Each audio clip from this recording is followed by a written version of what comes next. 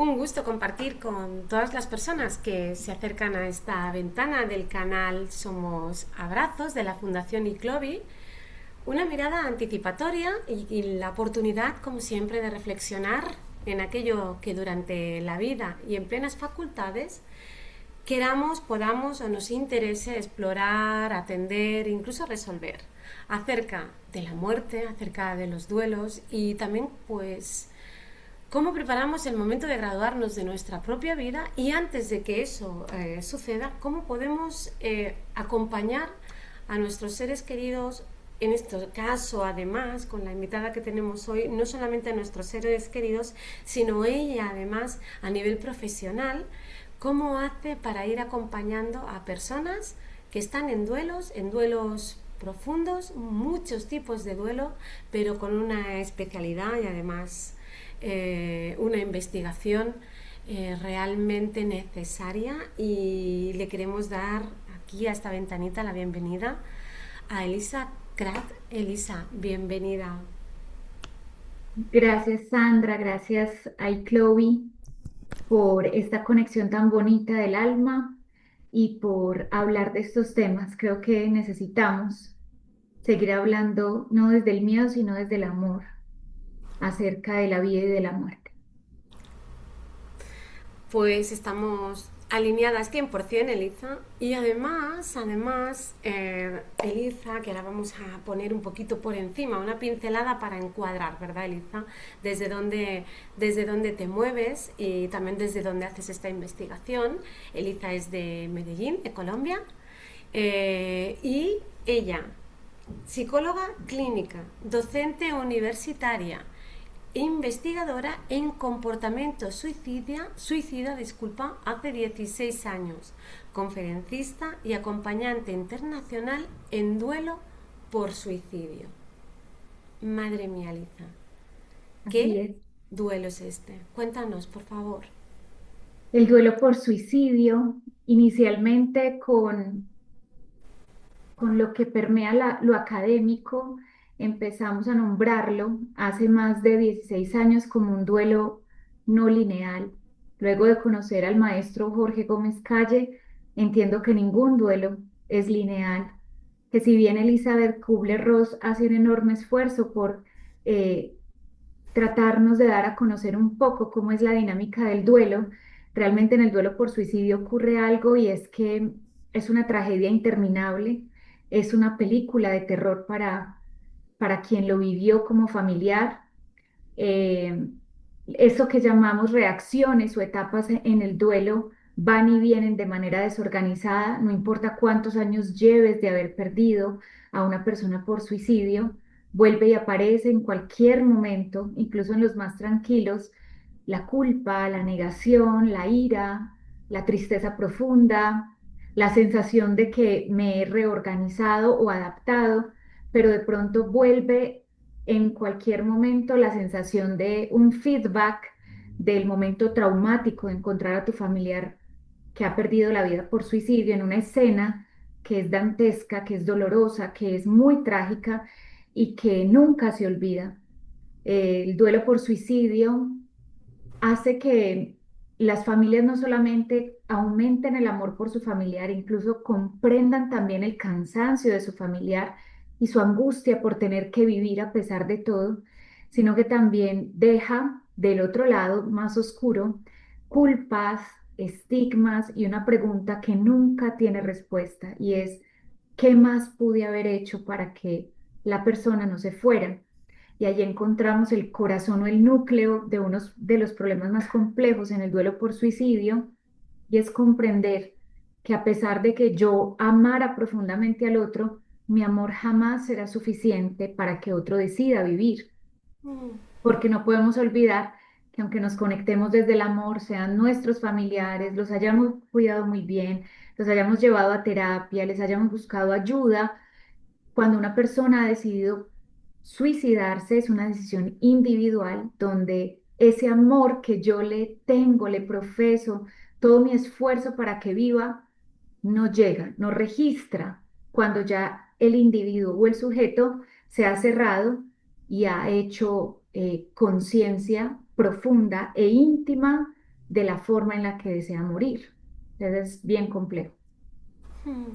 Elisa, bueno, yo ya te haría 20 preguntas sobre lo que has dicho. Entre ellas es, bueno, me gustaría preguntarte primero de todo, ¿qué te ha hecho especializarte, o sea, querer estar 16 años en una investigación sobre esta temática y qué te llevó a querer mirar y poner más foco y investigar y saber más sobre el suicidio? Hacia el año 2008, cuando estaba terminando mis estudios en psicología, pregunté siempre en clase cuándo vamos a hablar sobre muerte por suicidio y la respuesta que me daban en la universidad y en diferentes espacios de formación es, eso no pasa mucho, no pasa aquí y no es muy frecuente, de eso no vamos a hablar. Y nunca me explicaron en la universidad, ni en el pregrado, ni en la maestría, ni en la especialización, nunca me dijeron algo sobre suicidio.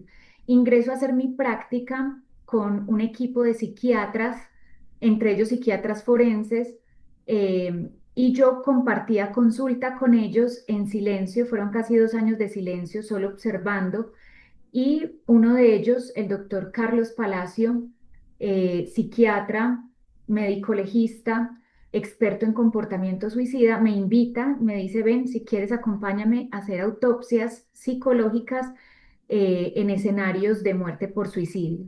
Yo lo acompaño y cuando eso no se hablaba de suicidio, había mucho estigma, se ocultaba claramente, así que me fasciné y me fui con él a diferentes territorios, comencé a viajar con él por diferentes partes del mundo para investigar sobre cómo acontecía el suicidio, pero mientras él hacía la autopsia psicológica, que es un instrumento de más de 500 preguntas elaborado por Littman en 1951 en Estados Unidos, es un instrumento que perfila a través de la narrativa de los familiares si esa persona realmente se suicidó o muere por homicidio y lo han ocultado como un suicidio. Inicialmente es un instrumento forense. Este instrumento perfila dos cosas: si la persona tenía enfermedad mental y si tenía algún trastorno en su personalidad, incluso historia de traumas que pudieran ser predictivos de un suicidio, para poder determinar legalmente si fue muerte por suicidio o no lo fue. Yo lo acompaño, empiezo a hacer observación y en esa observación veo que los familiares quedan completamente solos, quedan estigmatizados en sus territorios. Su comunidad los empieza a rechazar, a señalar. Si eres madre o padre de alguien que ha muerto por suicidio, te señalan como alguien que no hizo lo suficiente por ese hijo o esa hija. Si eres pareja de alguien que murió por suicidio, te señalan inmediatamente. El mito de Romeo y Julieta, todos los mitos de amor y románticos que tenemos alrededor de las muertes por suicidio relacionadas con amor, le imprimen a la persona que fue pareja de alguien que se suicidó un estigma de por vida. Y empiezo a ver cómo los medios de comunicación manejan muy mal la información. Ahí me empiezo a hacer una pregunta y comienzo mi proceso de investigación y le digo al doctor Carlos Palacio, doctor, usted avance en las investigaciones, yo me voy a ir quedando con las familias que quedan solas, porque nadie las va a atender, ni en el hospital, ni los psicólogos. Todos decían, yo no atiendo muertes por suicidio. Entonces, estas familias quedaban solas y las empiezo a agrupar desde el año 2008 en las casas de estas familias y en los sectores cercanos, porque ocurre el efecto Werder, que es muy común, y es que donde ocurre un suicidio es probable que alrededor cerca de 160 personas, conocidas o no, tengan comportamientos suicidas. Entonces, claro, empiezo a identificar que las 5 semanas siguientes se producen suicidios cercanos y empiezo a unir las familias y desarrollo la metodología de grupos de apoyo. Los primeros grupos de apoyo en Colombia para sobrevivientes por suicidio los inicio en el campo, en el oriente de Antioquia, y los lugares donde lo hacíamos eran las salas de las casas donde estaban estas personas dolientes. Este grupo, que se llama Grupo Vida, ya es un grupo internacional, nos conectamos virtual y llevo estudiando estas familias más de 16 años. haciéndoles seguimiento a su duelo. Ellos son quienes me enamoraron de acompañar el duelo por suicidio, pero ellos también me llevaron a darme herramientas para pensar en prevenir suicidio a partir de sus propias historias. No se me ha muerto un familiar por suicidio, que es lo que la gente a veces piensa. Sí pensé en suicidarme en la adolescencia, con todos los factores de riesgo que tenía: violencia intrafamiliar, abuso sexual, conflicto armado en mi país, una desesperanza muy grande. Entonces pensé en algún momento en el suicidio, pero no llegué a hacer tentativas de suicidio. Así que sí, me atravesaba una pregunta por la muerte, pero no fue eso lo que me llevó, sino las familias dolientes quienes conectaron conmigo y me decían, yo les decía a ellos, después de un suicidio, ¿qué? Esta era una pregunta para la ciencia, no era para ellos. Y ellos me decían, después del suicidio sigue la vida. Yo les decía, ¿cuál vida si ya se perdió? Ellos decían, nosotros somos la vida después de el que se ha ido. ¿Qué va a hacer con nosotros? Porque no sabemos cómo vivir la vida con una experiencia de pérdida por suicidio. Y ahí es donde me entrego, conecto con la Universidad Luis Amigó, que me ofrece ser docente, luego investigadora, y ya le ponemos recursos a una investigación que ha sido incluso en Latinoamérica un referente para hablar sobre duelo por suicidio, sobre estrategias para acompañar y sobre prevención de suicidio con la Universidad Católica Luis Amigo. Eh, Antes de ir a estas estrategias para acompañar, prevención, ¿sí? Porque hay muchas cosas que una de las cosas creo que suele pasar es que las personas que están alrededor no detectan, no llegan a detectar que es una de los desencarnes más grandes en los supervivientes a personas pues que han sufrido una muerte por suicidio.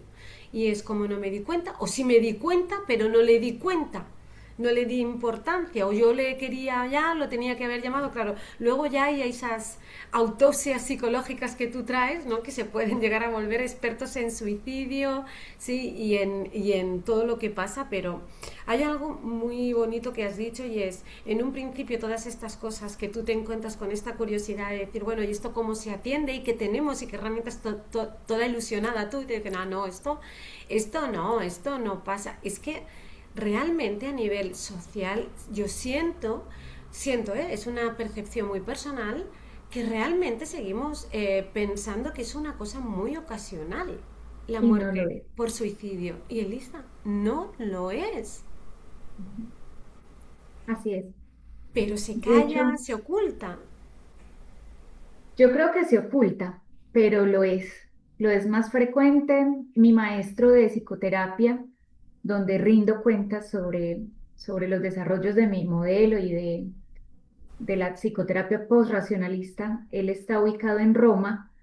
En el último encuentro de estudios donde vamos a presentar casos o resultados de investigación, yo le llevo casos de niños de 5 y 6 años que mueren por suicidio y él me dice, es imposible.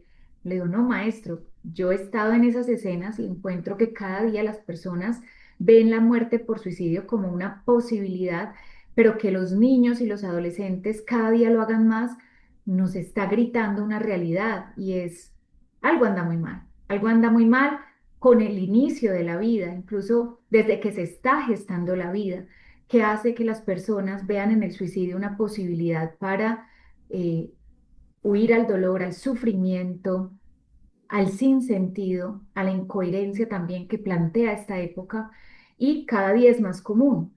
Hemos llegado a algunos pactos con los medios de comunicación para que informen bien suicidio, pero también hemos tenido países que han llegado a acuerdos como Suiza en no informar los suicidios porque evidencia que hay un incremento en los suicidios cuando se informa mal, es decir, el método, lugar de ocurrencia, reacción social y supuestas historias de dolor que llevan a un suicidio. eh, y se ha tratado de manejar la información, no silenciar. Se ha manejado diferente la información porque sí tenía un impacto en la salud pública. Ahora, desconocer que el suicidio es un problema de salud pública es grave. Desconocer en mis familiares cuando me hacen una señal de alerta es grave, incluso para el propio proceso de duelo.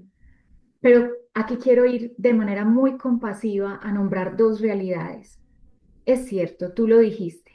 La familia lo sabe, la familia lo vio, el familiar se los dijo, pero el familiar quizás ya tenía una decisión tomada. Entonces hay familias que llevan a tratamiento, le buscan todas las ayudas, los mejores expertos, pero ya la persona tiene una decisión. Lo que hace es alargar un poquito su vida por amor a sus familiares. Pero también está la otra realidad y es cuando la persona está pidiendo ayuda y la familia no registra la necesidad de ayuda de su familiar y no la registra porque cuando yo amo, para mí es imposible registrar, darme cuenta, ser consciente de que alguien a quien yo amo tanto, un hijo, una pareja, un familiar, quiera morirse y que se quiera suicidar. Y es eso lo que lleva a que no hagamos nada porque no puedo aceptar. Es ahí donde tenemos que trabajar en prevención y es, si me doy cuenta de esas señales de alerta, pregunto a la persona cómo puedo ayudarte para empezar a hacer un plan de ayuda y créeme que hay personas que lo logran, salir de un momento de sufrimiento profundo por enfermedad mental, por historia de trauma o porque la vida no le hace sentido, pero es difícil. Sandra, no podríamos juzgar, y esto es muy importante para desculpabilizar a los familiares que ya perdieron por suicidio Mm, a alguien. Tú mm, pudiste ver las señales, tú pudiste darle la ayuda, quizás se la diste. ¿Qué pasó? El otro hasta el día de su muerte es un individuo que puede tomar decisiones y esto es una postura ética frente al otro. mm. Otra cosa es que yo le niegue la ayuda a alguien que me está suplicando, mamá, por favor, llévame a un psicólogo, mamá, búscame una ayuda, mamá, me estoy enloqueciendo, necesito, por favor, ayuda. Y tú se la niegues, eso es diferente. Mm. Elisa, mira, hay una parte que traes que se está trabajando, ¿no? Desde pues la parte más, la química, la parte más pues Orgánica. corporal, orgánica, incluso pues estas enfermedades mentales que le ponen de alguna manera bueno, de alguna manera no, se ve que una persona que se suicida pues es un enfermo mental, no todos. Mm, Puede ser, pero no ya hay una etiqueta. Y además, hay que poner una etiqueta de todo el dolor, esa etiqueta que también con el lenguaje, muchas veces, ¿verdad? Como tú dices, no es que sea que dé, sino que no se informa bien. Entonces hay que informar muy bien para de alguna manera pues no promover comportamientos que ya están un poco teniendo ideaciones, ¿no? Entonces, hay algo muy interesante que cambia mucho, que no es lo mismo decir, como tú lo estás trayendo todo el rato tan exquisitamente, muerte por suicidio que suicida. Porque se pone una etiqueta que cataloga a esta persona por un acto, pero toda la vida de esta persona no puede quedar por un acto, igual que una persona con cáncer, pues no es muerte por canceroso, ¿no? Bueno, pues esto ha sido algo que ha sucedido y ya está, y así y tiene que ver con la muerte. Entonces, es interesante saber que también en este uso del lenguaje, como tú muy bien has traído, hay muchos seres humanos, muchas personas que en un momento dado tienen ideación, pueden llegar a tener ideación suicida, porque ha habido un suicidio, porque la vida, como tú bien has traído, no se te está dando el trabajo que tú esperabas, el dinero que tenía que llegar, que era la salvación, la relación que te parecía que era, no vuelve, no, ¿sí? Puede haber esta ideación desde ese sufrimiento de pérdida de sentido o fracaso, ¿no? Que es lo que linko con esto que traes, de qué nos está pasando a la sociedad a la hora de gestionar estos duelos o estas situaciones. Pero fíjate ¿Cómo podemos desde esta prevención, desde esta exquisitez, pues estas estrategias, cómo podemos, Eliza, hacer mejores acompañamientos, tener las antenas más finas y poder tener más recursos? El año pasado en México, en el Encuentro Internacional de Duelo, compartimos con un experto, Alejandro Águila, de México. Él es el presidente de la Asociación Latinoamericana de Prevención del Suicidio, con Jorge Gómez Calle, con un par de expertos más, incluso de acá de Colombia. Todos concluíamos desde nuestras investigaciones que en este momento lo que está en el núcleo de un comportamiento suicida, o por lo menos de la desesperanza, es la pérdida de los vínculos. Y nombramos la categoría vínculo como del lado más transparente hasta el lado más oscuro. Es decir, lo que me vincula a la vida es la conexión con otros, es el gesto, es la palabra, es que el otro me represente en su mente, en su corazón, en sus afectos como alguien que le importa, le valgo, existo para otros. Incluso la teoría de la mente, que la trabajo muchísimo, nos habla de la importancia de la meta representación afectiva, donde yo sé que aunque estés a distancia de un océano, te pienso por tu historia y tú me piensas por la mía y me pregunto cómo estará y te hago un mensaje y te hago saber que eres importante en esta vida para mí. Por lo tanto, esa fue una de las pistas que transformó la forma en la que nosotros, suicidiólogos, psicólogos, expertos en duelo por suicidio y demás, hemos estado siguiendo y es, mire, para darse cuenta de que un familiar ha pensado en suicidarse o tiene riesgo, hay que volver al vínculo. El vínculo no miente. Tú puedes no decirme qué te está pasando, pero si yo tengo un vínculo afectivo contigo, yo siento lo que a ti te está pasando. Yo siento que te estás desconectando. Yo siento que te está doliendo mucho la vida. Cuando tú estás en vínculo, el dolor del otro es propio. Cuando tú estás en vínculo, el sufrimiento del otro se hace menos doloroso porque yo te acompaño a vivir tu sufrimiento. No lo vivo yo, pero te acompaño a vivir tu sufrimiento. Y es ahí donde yo planteo una estrategia muy sencilla en los diferentes espacios donde voy, conferencias, comunidades, colegios, escuelas, y es, por favor, restablezca vínculos, por lo menos con 5 personas cercanas, las más cercanas, y al vínculo añádale comunicación explícita, no solo emojis, no solo chulitos, perfecto, ok, texto, sino también palabra, voz, mirada, encuentro personal. Añádale una conversación que no interrumpe, donde con una pregunta básica, ¿cómo va la vida? ¿Cómo va tu vida? El otro me empiece a contar cómo va su vida y me construya una narrativa de lo que está sintiendo, para yo poder advertir en esa narrativa dónde hay alguna señal de alerta que me está avisando este signo en particular. ¿Está la persona cayendo en desesperanza? Porque la desesperanza es el síntoma cognitivo por excelencia. Mira, ni siquiera es la depresión, la ansiedad, la bipolaridad, la psicosis. Es la desesperanza en cualquier humano, tenga o no enfermedad mental, la que me advierte que la persona está viendo que su sufrimiento es tan intenso que no ve posibilidad de que ese sufrimiento se mitigue, pase o sea llevable en el tiempo.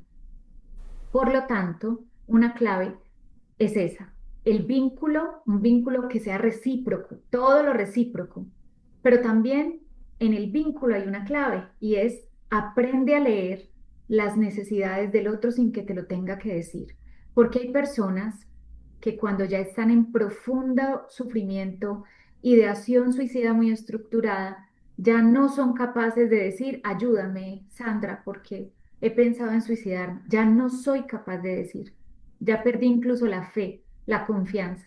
Por lo tanto, es importante la pregunta, ¿has pensado en suicidarte? ¿Hace cuánto? ¿Con qué lo has pensado? ¿Qué te genera sufrimiento?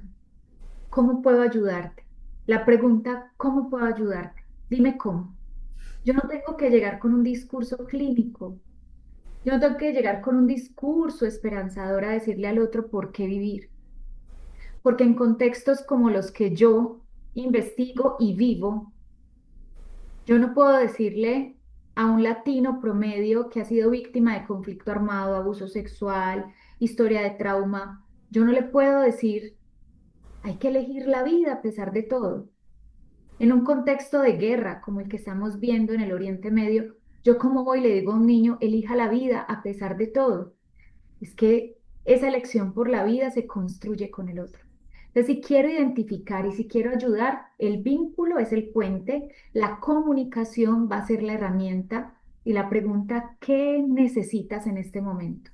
Dime qué necesitas.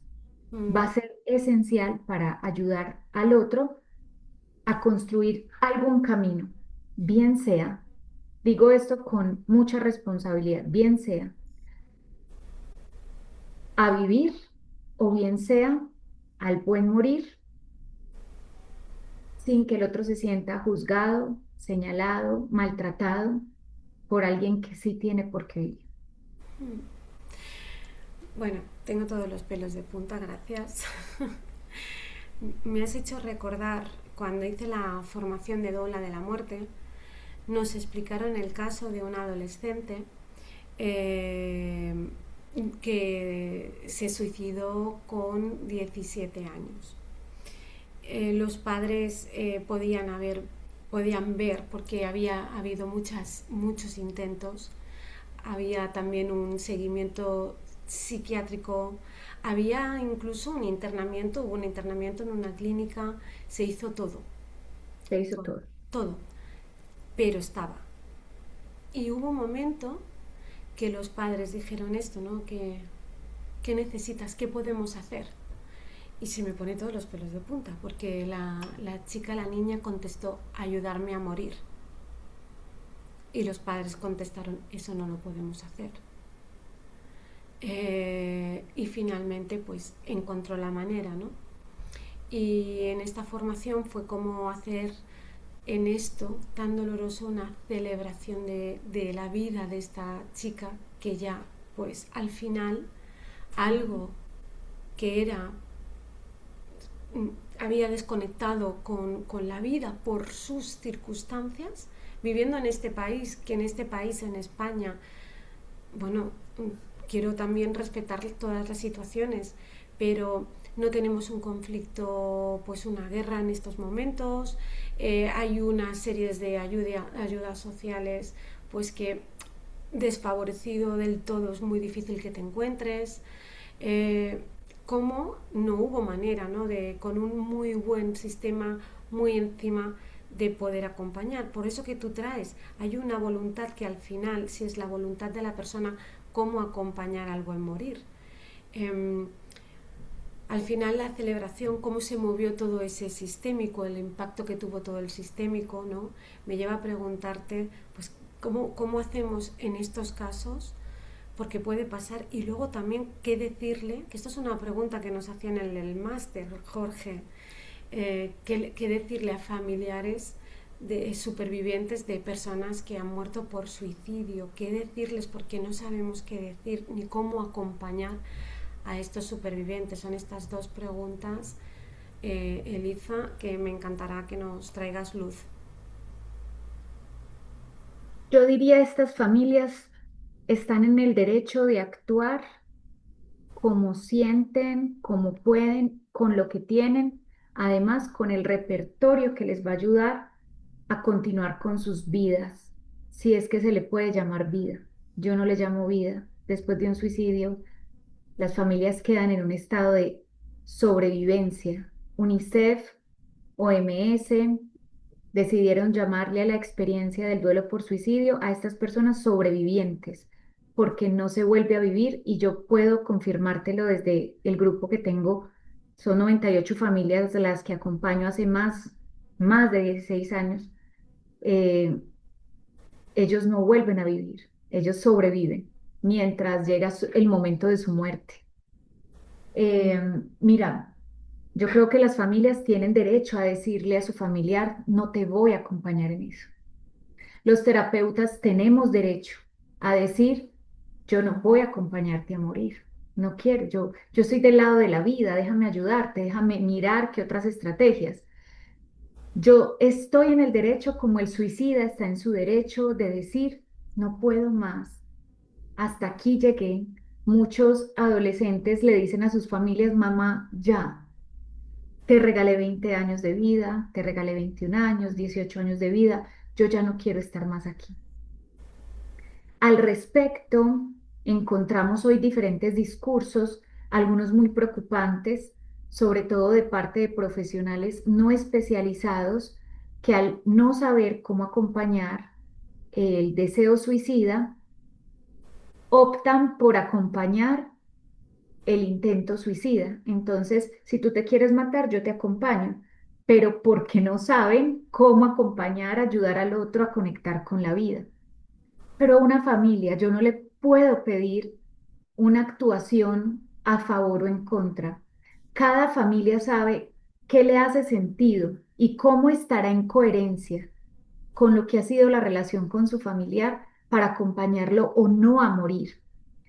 Y se me viene a la cabeza muchos casos, pero encuentro algunos de ellos muy señalados socialmente como cómo fue posible que ustedes entendieran que su hija de 16 años quisiera quitarse la vida. Sí, la amamos tanto, tanto, tanto que entendimos que algún día iba a pasar. Le dimos todas las ayudas posibles, pero también cuando lo decidió, no nos enojamos con ella porque ya sabíamos, ya nos habíamos despedido, ya habíamos hecho un proceso con ella, solo que no le entregamos la forma. No, ahí no podíamos participar porque va en contra, es antinatural con el amor que le tenemos, pero entendemos que será su necesidad frente a su sufrimiento. Y encontramos familias que dicen, pero no entiendo cómo yo dándole todas las opciones, elige irse. ¿Qué más me faltó? Por eso creo que en suicidio hay una narrativa que nunca quedará completa y es esa narrativa donde todos nos preguntamos, ¿qué me faltó? Incluyendo a los terapeutas. Entonces creo que quien acompaña a alguien con riesgo suicida está en su derecho, sobre todo las familias, en decidir cómo acompañar. Hay países que ya se han especializado legalmente, psicológicamente, tienen un sistema que protege la vida, donde definitivamente si la persona no puede, a pesar de tener garantías para vivir, pues bueno, le acompañan en un buen morir para que no sea tan trágico. Todavía en Latinoamérica no tenemos esto y en muchos países todavía no. Creo que lo voy a decir muy personal, es mi opinión. Elisa Cratt piensa que para un Estado facilista es mucho más sencillo dar eutanasia a las personas que dar tratamiento, vivienda, educación, soporte emocional, condiciones de vida favorables, tratamiento para el trauma. Es más económico la eutanasia que dar todo lo anterior. Por lo tanto, pienso que si al Estado se le agota el brindar condiciones para vivir, entonces que nos pensemos la muerte. Pero antes, demuéstreme que hay condiciones para vivir, porque en la mayoría de los casos vemos que son múltiples factores relacionados con las condiciones para vivir, lo que lleva a que una persona diga, no puedo con este sufrimiento.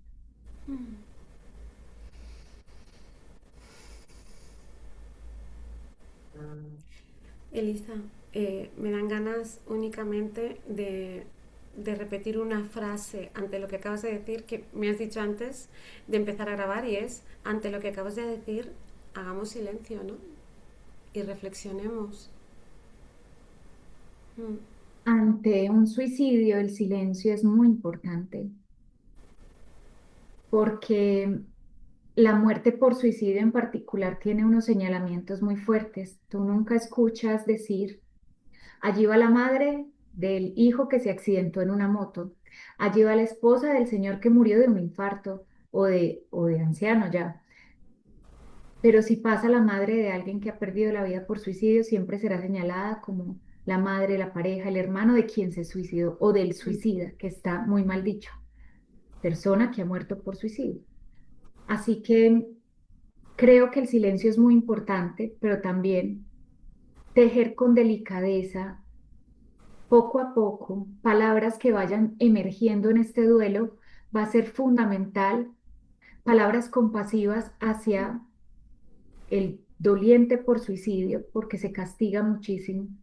Palabras compasivas por quien falleció por suicidio, porque se le culpa mucho. Palabras compasivas por la sociedad ignorante que tenemos, que no sabe hablar de suicidio. Pero palabras fuertes para un Estado que no llega a muchas personas, palabras fuertes para una academia que le falta hablar más de vida y muerte. No educaron, ni siquiera los de las ciencias sociales nos educaron en hablar sobre la muerte compasivamente, con conciencia, con amor, con cercanía para poder abordarla. Así que pienso que sí, el suicidio te enseña a hacer silencio, Sí. pero un silencio no poco consciente, sino un silencio consciente que me permite ir encendiendo el control para ver ese episodio de mi vida y apagándolo cuando yo quiera. Doliente por suicidio tiene derecho a abrir ese capítulo de su vida y apagarlo o pausarlo cuando quiera para poder seguir su vida. Sí, No es sí. un duelo que hay que empujar, promover, movilizar. Es una tragedia, siempre lo digo.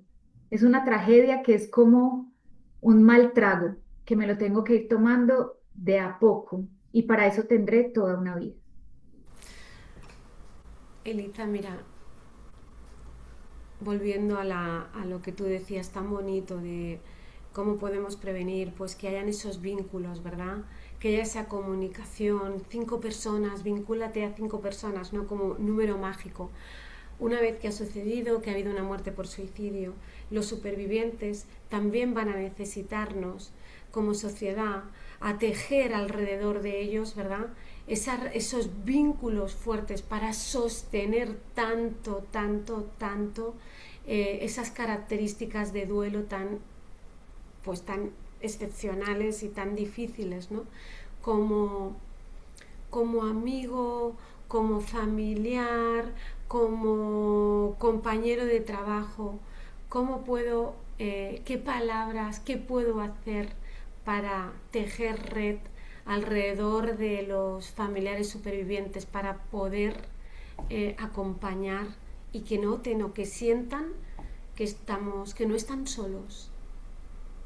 Yo creo que es muy importante tener actos muy sencillos, muy, muy, muy, muy sencillos.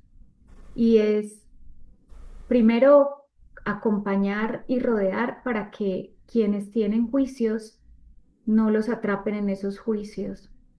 Creo que también es muy importante que podamos a esa familia acompañarla no desde la conversación del por qué el otro se ha suicidado, porque es la pregunta que va a surgir en esas conversaciones, sino desde cómo estás hoy, cómo estás haciendo con la vida hoy, cómo estás llevando la vida hoy. De hecho, en el grupo de apoyo que tenemos, en el grupo Vida, que es virtual una vez al mes, las personas se pueden conectar desde diferentes partes del mundo. La conversación no es alrededor de la muerte por suicidio. De hecho, no se habla de suicidio. Se habla desde cómo estamos haciendo para ir llevando este inmenso dolor. ¿Cómo estamos haciendo para llevar la vida? ¿Cómo estamos haciendo para conectar con los familiares que nos están esperando que podamos responder como familiares? Quizás ya no seremos iguales, pero nos están esperando. Hay otros hijos, está la pareja, que nunca reemplazarán a quien se fue, pero que están ahí expectantes. ¿Cómo acompañar desde actos de básicas necesidades? Si quien ha muerto por suicidio era el proveedor de la familia, ¿cierto? ¿Cómo vamos a ayudar a esa familia a proveer mientras se organiza la comida, el apoyo? Mm. Adicional, es súper importante pensarnos cómo sería la forma de apoyarles cuando ya necesiten terapia. Y de hecho estar atentos porque hay momentos donde la familia que ha perdido por suicidio a alguien le aparece la sensación de profunda depresión, de angustia. Y siendo así, creo que ya es el momento donde podemos decir, te apoyo con una consulta, te pago un terapeuta. Eh, ¿Cómo te ayudo a conectar con estas fundaciones o entidades que pueden ser de ayuda? Porque indudablemente vamos a encontrar cómo estas personas suelen ser dejadas en el olvido por el estigma, porque no sé cómo llamarte o qué decirte. Hmm. Háblame de la vida normal, háblame de la vida normal. ¿Cómo estás hoy? ¿Qué has hecho hoy? ¿Cómo la estás llevando? Y si aparece la historia de la muerte por suicidio, que la persona me pueda contar con tranquilidad y yo escucharle. Yo cito siempre a doña Miriam, la primer mujer que acompañé en el duelo del suicidio de su hijo. Eh, Todavía me reúno con ella por lo menos una vez cada 6 meses porque vive en otra ciudad. Almorzamos, tomamos las 11 o el alguito, tomamos un café o el té y ella vuelve y me cuenta las historias y me dice, hace 16 años me dice, ¿no te cansas de escuchar la misma historia? Yo le digo, no, para nada. Nunca me cansaré de escuchar la misma historia. Jamás. Así que un oído que se preste para escuchar esa historia, sin mayor pregunta, con compasión, va a ser de gran ayuda también. Hmm. Y muchas veces entendemos mal esto, ¿verdad? Esta repetición, este querer mantener ese recuerdo, querer mantener el vínculo, la relación, repitiéndolo y podemos llegar a pensar que no lo ha superado o que no, o que está teniendo un duelo mal elaborado porque nos incomode por lo que sea, pero fíjate qué bonito y qué importante el tener esa mirada amorosa y compasiva de que qué pasa si el resto de la vida me hablas de esto, si yo lo que quiero es estar a tu lado, ¿no? Eh, Sí. y ponerme al servicio, ¿no? Um, pues Elisa, es que tengo los pelos de punta. No es un Elisa, tema sencillo, es un sí. tema muy sensible y muy Mm, doloroso, ¿sabes? Porque suicidio nos interpela a todos. mm, Porque cuando un ser humano decide suicidarse, a todos nos queda la pregunta. Primero, en mi propio suicidio, que he pensado yo y mis hijos y mis mm, familiares, empiezas a pensar en tu red de apoyo más cercana, pero también sucede que aparte de esto, nos hacemos la pregunta como humanidad. ¿Qué nos está pasando que no queremos estar aquí desde los 4 años, desde los 5 años? O personas que le dieron toda su vida al servicio como maestros, empresarios, en su jubilación, que es su buen tiempo para disfrutar, dicen, mejor me voy. ¿Cómo pensar que este mundo está tan inequitativo frente a las condiciones económicas, de acceso a educación, a salud, a lo básico, a una vida digna, básica? mm. ¿Cómo pensar que como humanidad nos estamos equivocando tanto?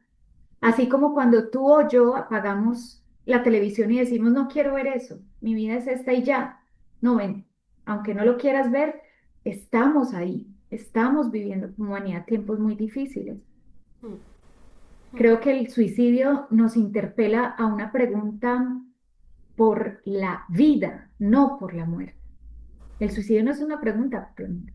El suicidio es una pregunta de cómo estamos llevando la vida, cómo estamos viviendo la vida, qué nos está Una pasando, qué respuesta, Elisa, es una respuesta quizás, sí, ¿no? así es. Mm. ¿Qué nos está pasando?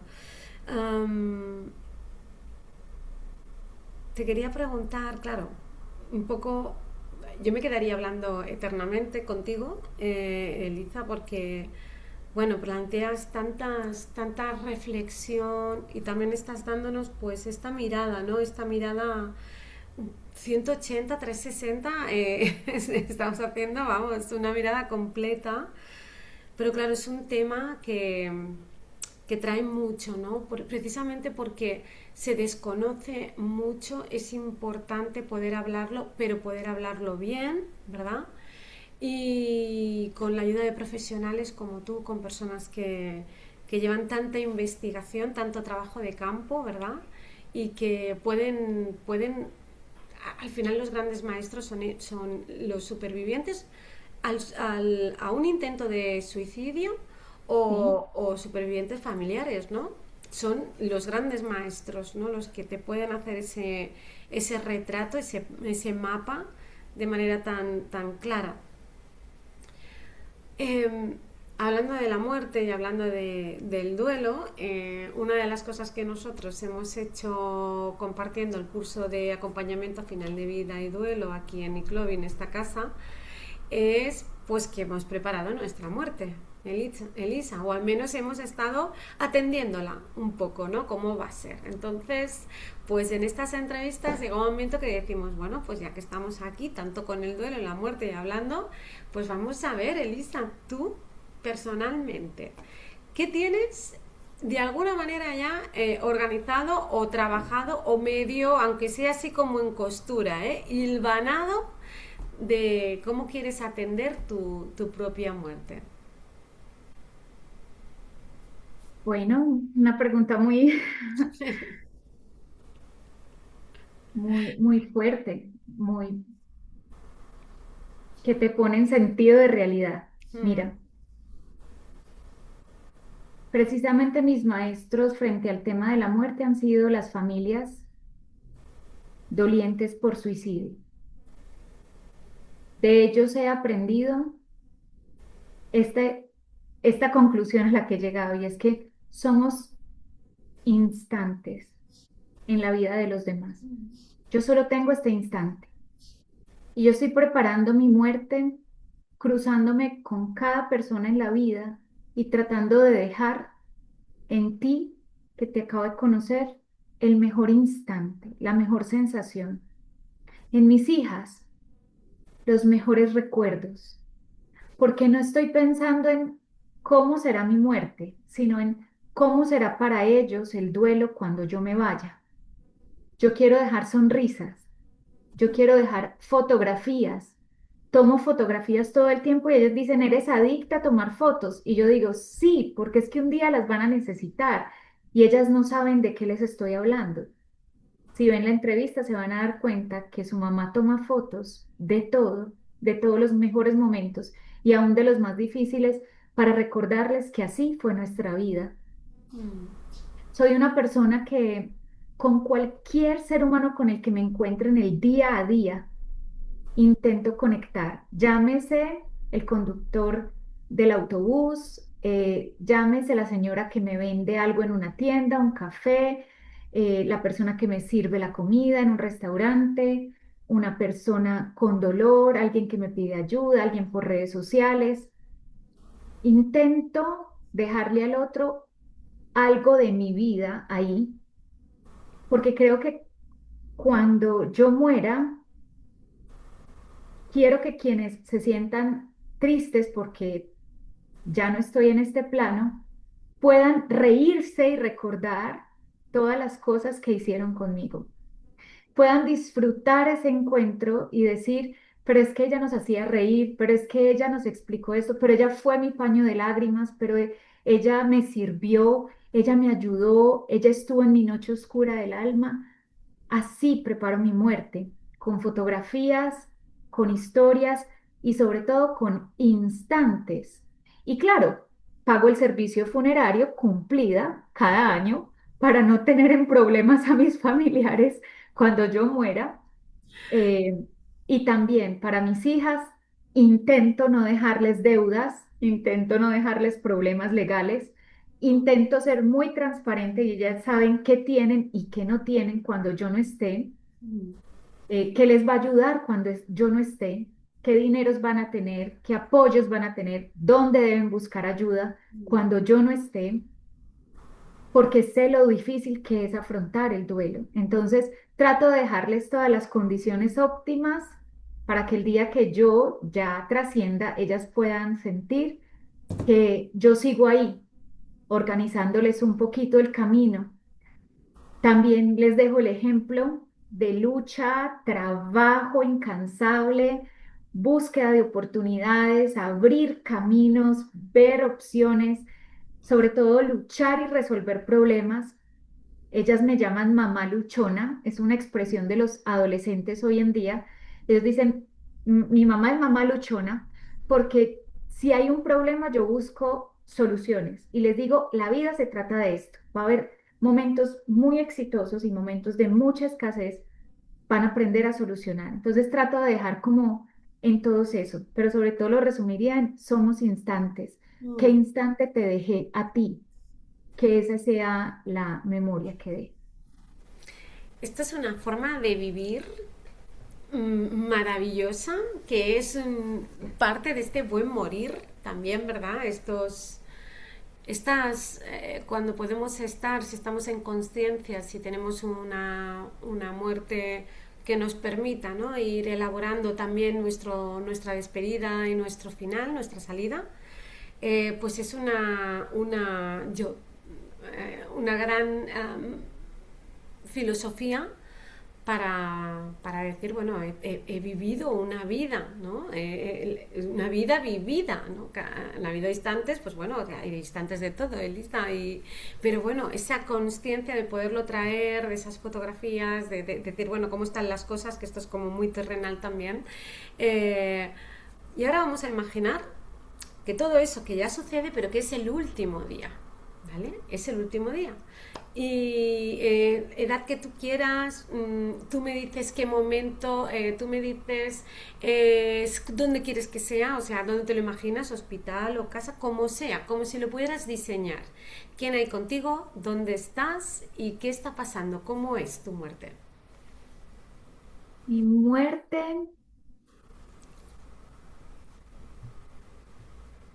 quisiera morir en mi ley. Cuando tenía 18 años quería morir en un escenario de teatro, sobre el escenario, decía yo, haciendo lo que amo. Quisiera morir haciendo lo que hago. Quisiera morir eh, quizás rodeada de las personas que amo, que estén mis hijas, eh, que estén mis padres, sobre todo que mis hijas puedan sujetar mi mano en ese momento. Quisiera estar rodeada de amor, quisiera estar rodeada cantando. Me gusta mucho y conecto con la música y quisiera cantar con ellas hasta que cierre mis ojos y de ese último suspiro. Quisiera morir en una tarde soleada, bonita, no en un hospital. Quisiera morir. Quizás sí necesito compañía médica, pero en casa o en un lugar donde pueda ver el sol brillar, un día hermoso brillar, acompañada de los que amo y cantando al mismo tiempo.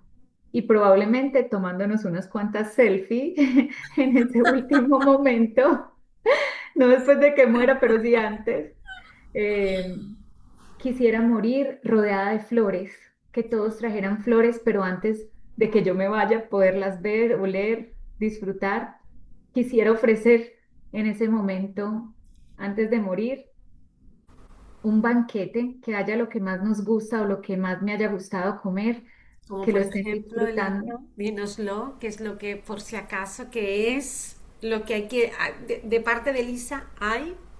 Aguapanelita para el alma. Aguapanelita es agua dulce, es una agüita hecha de caña de azúcar. La panelita es para nosotros una bebida muy especial porque es agüita dulce. Eh, entonces, querría morir con aguapanelita para todos, con café colombiano para todos, helados, que hubiesen helados allí, que puedan compartir un helado.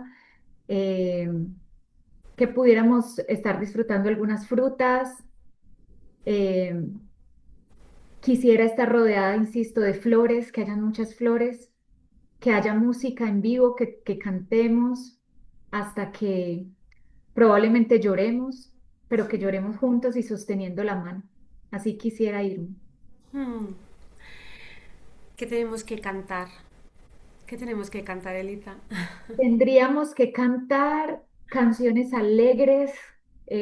Pienso en este momento en la salsa caleña, en la colombiana, que me hace muy feliz la música colombiana. Hmm, Eh, ¿Qué podríamos cantar? Canciones de libertad, Pienso en Mercedes Sosa, pienso en artistas que le cantan a la vida, una Celia Cruz con un carnaval, ¿por Por qué no? favor. Eh, y bueno, la canción que cada uno elija, porque creo que ese momento también es para ellos, que ellos puedan elegir y hacer una playlist y la vamos poniendo y todos la vamos cantando y la vamos compartiendo hasta cerrar los ojos. No quisiera canciones tristes, quisiera canciones que le hagan homenaje a la vida que pude lograr vivir. Qué bonito. Nos vamos a quedar con esta playlist, ¿eh? Hay que Ya hacer se una puede playlist, ir, hay que hacerla, ya se puede ir metiendo esta música, ¿sí? Que luego la ¿sí? cabeza no da, ¿verdad? Así que ya tenerlo preparado es, uf, es pensar para no pensar, cuando En pensar ese momento. no toca, ¿no? Toca estar, Así es. ¿no? Es ser, entregarse, ¿no? Eh, Eliza, y una pregunta, hasta el momento, ahora me has dicho qué edad te imaginas?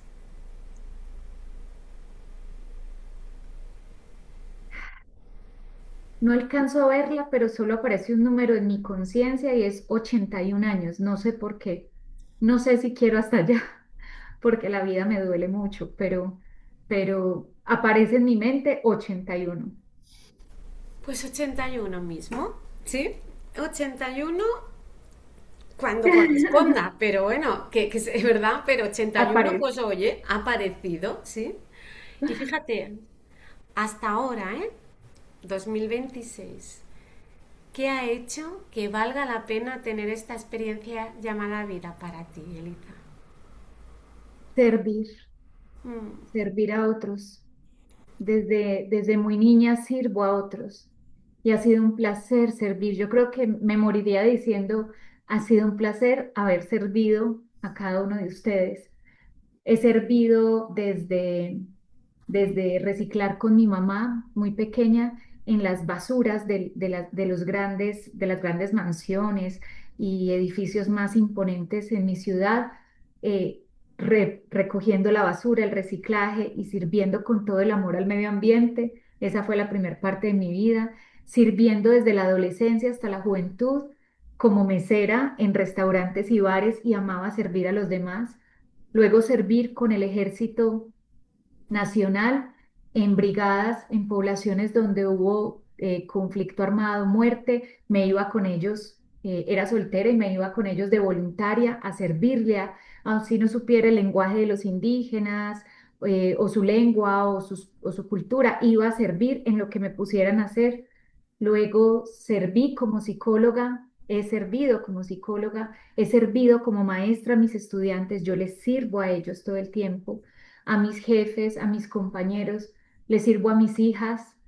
Entonces creo que servir al otro es lo que ha hecho que esto tenga sentido, incluso en medio del dolor. Y servir al final de la muerte me ha parecido la experiencia más hermosa, acompañar a trascender a las personas en un momento tan hermoso y tan importante como el nacimiento. Entonces creo que servir le ha dado sentido a la vida. pues un pedazo de sentido, ¿eh? Un pedazo de sentido, Elisa. Y te quería preguntar también, servir y en ese momento, con esos 81 años, cierras los ojos, último latido del corazón, ¿quién viene a buscarte?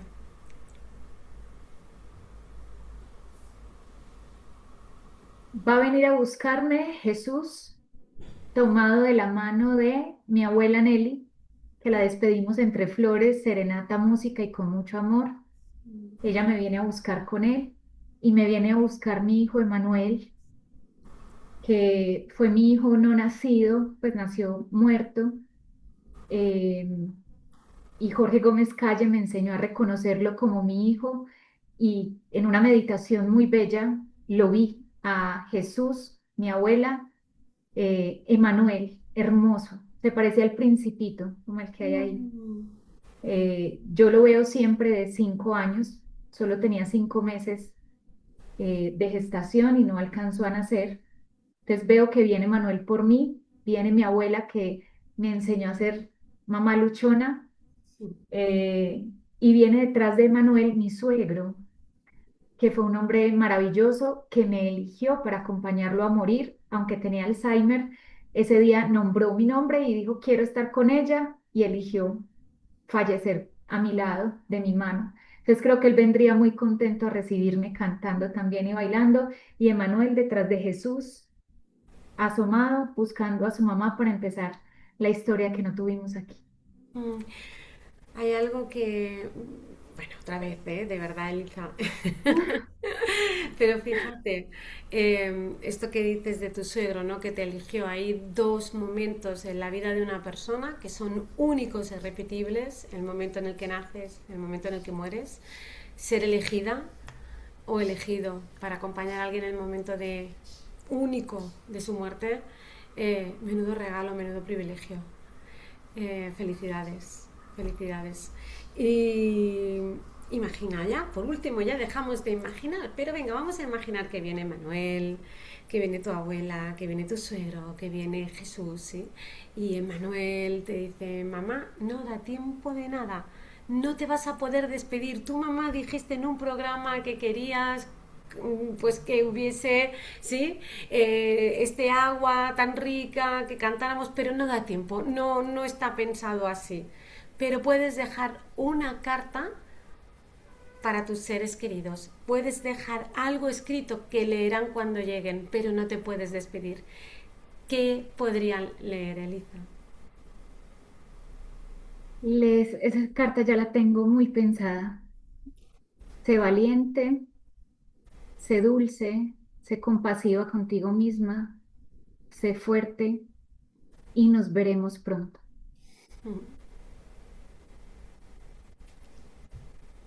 Una hasta siempre, Un hasta pronto, una hasta pronto. nos veremos pronto, porque así le he dicho a mis hijas y es, nos vemos pronto. Cuando alguien parte, hizo un viaje. Algún día viajaremos hacia ese mismo lugar. Todos tenemos tiquete, todos lo tenemos, solo que no sabemos la fecha. Eso es, eso es. Elisa, ha sido un verdadero placer, un gusto. Gracias de corazón y de alma. Muchas gracias por todo lo que has traído, por abrirte a explicar tanto de ti y de todo, ¿sí? Y también pues por dar tu opinión, ¿verdad? Es tu visión, es tu vivencia y es tu experiencia súper legítima.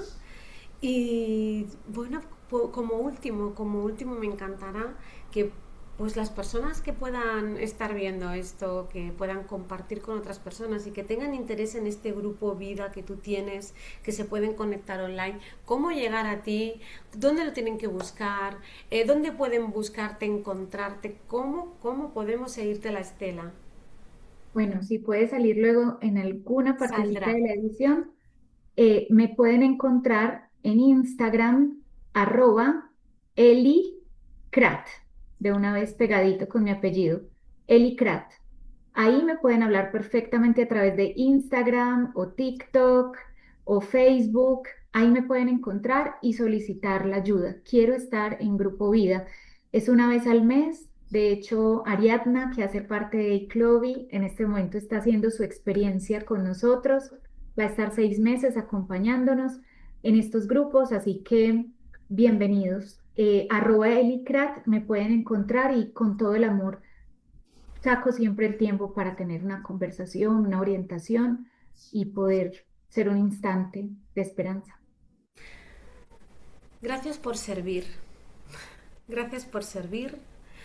Y pues espero, deseo que esta entrevista, esta conversación que hemos tenido haya podido ser o esté siendo de servicio, ¿sí? Que lo esté escuchando, pues le esté llegando la misma luz que me está llegando a mí desde Colombia. Elisa, muchas gracias. Os invitamos a que lo podáis compartir si creéis que alguien, ¿sí? Pensando con el corazón, alguien pueda traerle pues consuelo, paz, sí, reflexión, iluminación, lo que sea, compartirlo, si es así, si os sale.